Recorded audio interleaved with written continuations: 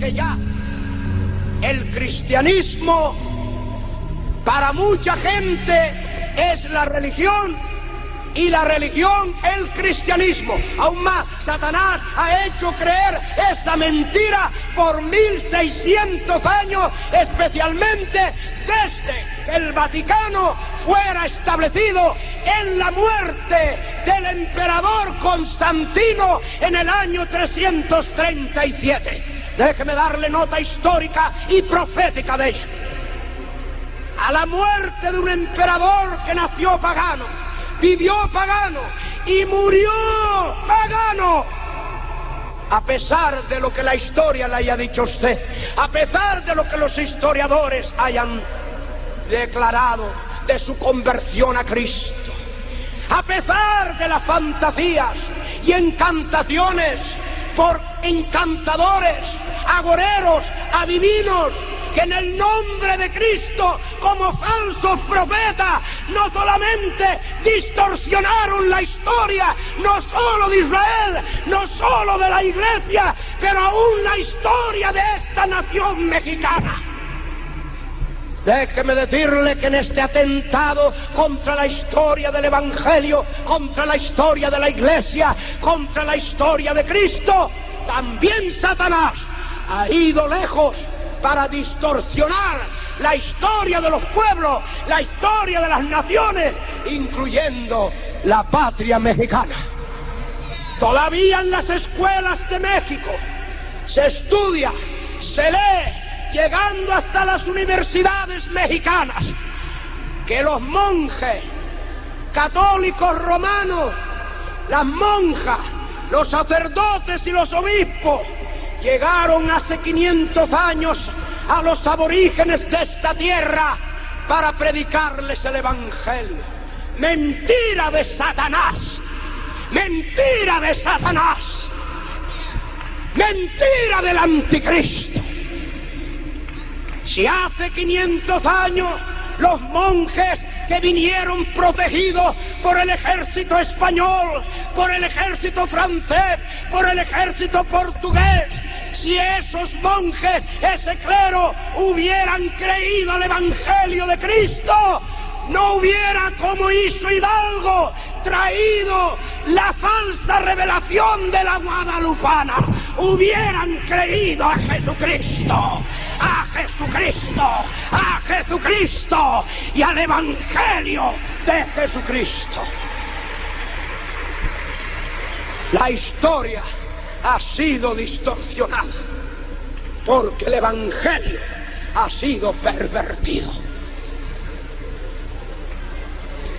¿Para qué hablar más de lo que ya esta tierra ha padecido, está padeciendo, no como consecuencia política solamente, no como consecuencia económica, no como consecuencia cultural, no como consecuencia moral, no como consecuencia ajena a lo que la religión ha hecho en 500 años de perversión del Evangelio de Jesucristo? No hubiera habido guerra.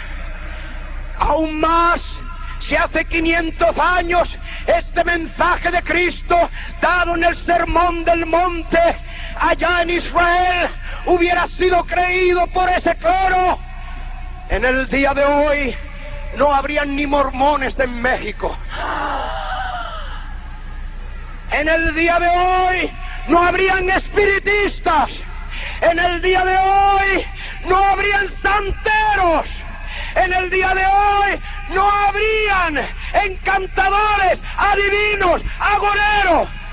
Lo que es más grande en el día de hoy, ni siquiera el gobierno hubiera tenido que gastar dinero en rehabilitar drogadictos o en combatirlos en las montañas de México, porque todo eso ha sido producto no de la política, no de la sociedad, pero de la religión que pervirtió el Evangelio de Jesucristo.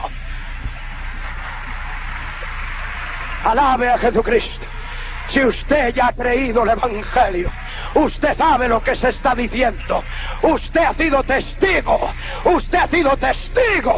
de lo que aquí se declara por el Espíritu de Dios. México ya no necesita de programas de rehabilitación. Tiene demasiado, si usted no lo sabía. Hasta el diablo tiene sus programas de rehabilitación. Los endroga por un lado y después los rehabilita por otro. El mismo demonio. Ríase del diablo en el nombre de Jesús. Es una mofa diabólica. Es una payasada satánica. El Vaticano tiene sus mejores adictos en los dirigentes y negociantes de la droga internacional. Escuche bien esto. Segundo, son los fabricantes de licores más fuertes económicamente y tecnológicamente. Las destilerías más avanzadas las tiene el Vaticano. Y después tiene centros de rehabilitación para alcohólicos, incluyendo Alcohólicos Anónimos, que fue fundado por los jesuitas a escondidas. Ahora oigan los Alcohólicos Anónimos.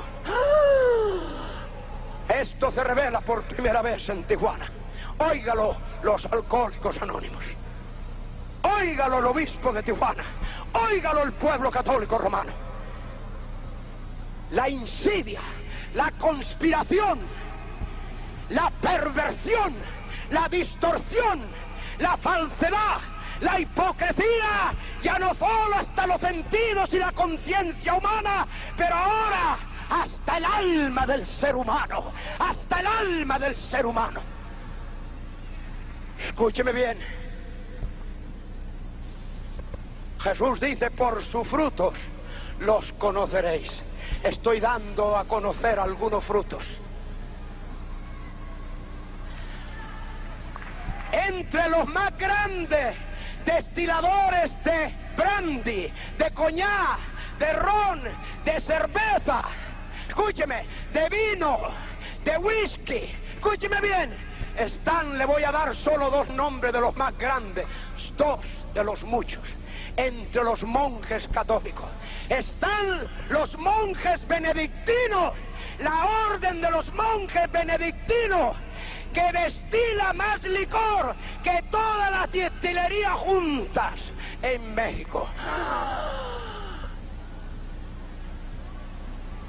Los monjes no solo rezan el rosario, están destilando lo que ha hecho su familia miserable y ha hecho a este país quedar en ruina.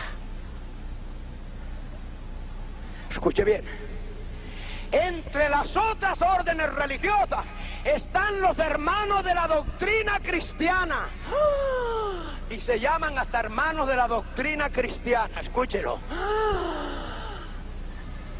Que como La Salle se dedican a educar, mientras educan los niños, emborrachan a los padres con el licor que destilan y después siguen sacando dinero de los centros de rehabilitación.